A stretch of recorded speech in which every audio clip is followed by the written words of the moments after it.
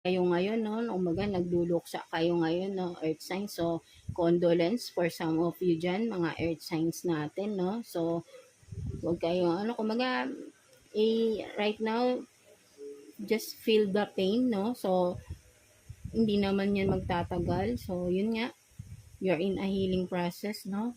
Because someone you love once is lost, no? You lost someone you love, no? Sa inyong buhay, no? So, kumbaga, kanya-kanya lang naman tayo ng panahon sa earth, no? So,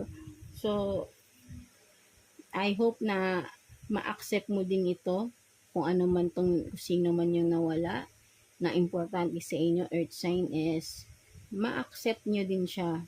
But then, just now is just feel the pain, yes, kasi nandiyan pa rin naman yung soul niya, yung the spirit ng inyong loved ones, nakikita ka pa rin niya, but just, take your time to heal, no? So, makalalagpasan mo rin yan. So, yeah, that's it.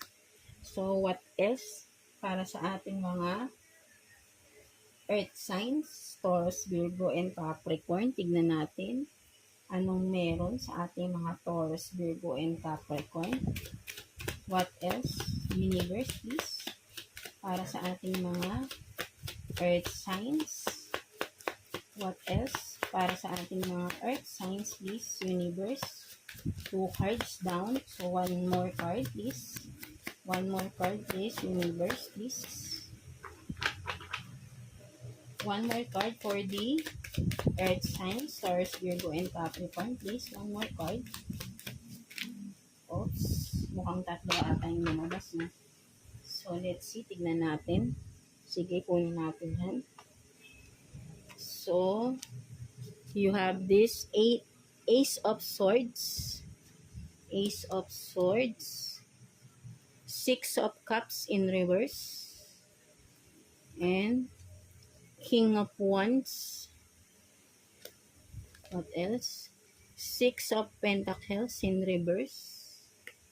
And Ace of Cups in reverse. So, yeah. So, parang may nakikita ako dito, no? So, wait lang. Tingnan natin. Mga earth signs. No?